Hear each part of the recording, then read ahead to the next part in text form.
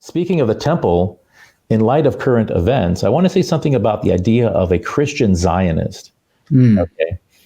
This whole concept of Christian Zionism is a bit sort of mind-boggling to me. I'm still trying to wrap my head around it, and I'll tell you why. First of all, what is Zionism? Okay, so broadly speaking, Zionism is a modern and nationalistic movement aimed at reestablishing a Jewish homeland. It was born in Europe, okay, born out of European anti-Semitism. The so-called father of Zionism, Theodor Herzl, was an ethnically Jewish atheist. That's the irony, right? I mean, Theodor means the gift of God. And so Herzl was seriously considering Argentina as being the Jewish homeland. I mean, he didn't have this romantic attachment to Palestine. But here's the other thing about Zionism. Zionism is also a modern Orthodox reform movement, right? And that's to put it mildly. To put it more bluntly, Zionism is a hijacking of Orthodox or traditional Judaism, and the vast majority of Jewish writers before World War II were vehemently anti-Zionist. And there are thousands upon thousands of Orthodox and traditional Jews today who are anti-Zionist. Now, part and parcel to the Zionist project, from a Jewish religious standpoint, is the construction of the third temple on the Temple Mount in Jerusalem. It is clearly against the teachings of the New Testament for a Christian to support the construction of the third temple in Jerusalem. For a Christian to do this is to commit unambiguous blasphemy, according to the New Testament. And yet there are millions upon millions of Christian Zionists all around the world. They donate millions of dollars to the Temple Institute in Jerusalem. In fact, the vast majority of Zionists are not Jewish, they're actually Christian. It's just the fact there's only 15 million Jews worldwide. So why is it blasphemy? Well, in the New Testament, Jesus himself is the new temple. And the prologue of John's gospel says, and the word became flesh and dwelt among us. Right? The Greek says, kai halaga sarx agenata, kai kenosin and hermin. Right? He tabernacled amongst us. Yeah, exactly. Tabernacle is the forerunner of the temple itself. Exactly, yeah. The verb here used in John's prologue, eskenosin, comes from the noun skene, which means a tent or a canopy. Right? So you see in the Old Testament, the kavod or the Shekhinah, the presence of God, dwelled in the tent of meeting, the Mishkan, right? The tabernacle, as you said, in the wilderness at the time of Moses and Joshua. The indwelling of God was figurative. This tent was sort of the prototype of the first temple built by Solomon. So the temple honorifically is called the house of God, Beth El or Beitullah.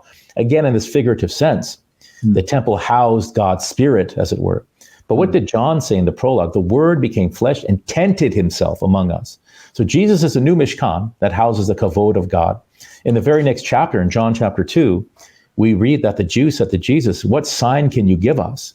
And Jesus, the Johannine Jesus, this is a New Testament Jesus. He said, destroy this temple and I'll raise it in 3 days. And the Jews said, it took 46 years to build this temple. You're going to raise it in 3 days? And he said, and then John says, the author says, but he spoke of the temple of his body. The Hebrew word for temple, heikal, also means body. The New Testament Jesus is saying that he is the new temple. For Christians to support the construction of a third temple in Jerusalem is to deny. It's to deny the New Testament Jesus. Jesus replaces the temple according to the New Testament. The modern Israelis, they placed a sign near the Temple Mount that says, the divine presence, the Shekhinah, never moves from the Western Wall. No Christian on earth, if he wants to follow the teachings of the New Testament, can ever support such a statement. It's blasphemy. Let me quote the Catechism of the Catholic Church, Catechism section 1197. Christ is the true temple of God, the place where his glory dwells. So Christian Zionism is a betrayal of the New Testament Jesus. And here's another thing. John in his gospel, as we know, he moved the day of the crucifixion up one day. In the synoptics, Jesus is crucified on the day of Passover. In John, it's the previous day, the day of the preparation of the Passover. So there's a contradiction in the Gospels. Now, certainly he wasn't crucified twice. From our perspective, he wasn't even crucified once, but that's another podcast. But why? Why did John move up the day of the crucifixion? Because this was when the lambs in the temple were being slaughtered. Now, only in John do we find that a Roman centurion impales the side of the crucified Jesus, from which came forth blood and water, says John.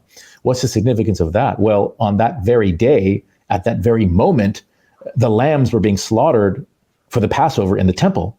The Kohanim, the priests, they would open a side gate and they'd wash the blood out with water. Blood and water would gush forth from the side of the temple. Jesus is the new temple. Christian Zionism is utter blasphemy, according to the New Testament. In 1 John 2:22, the author says, quote, "Who is the liar but he who denies that Jesus is the Christ?"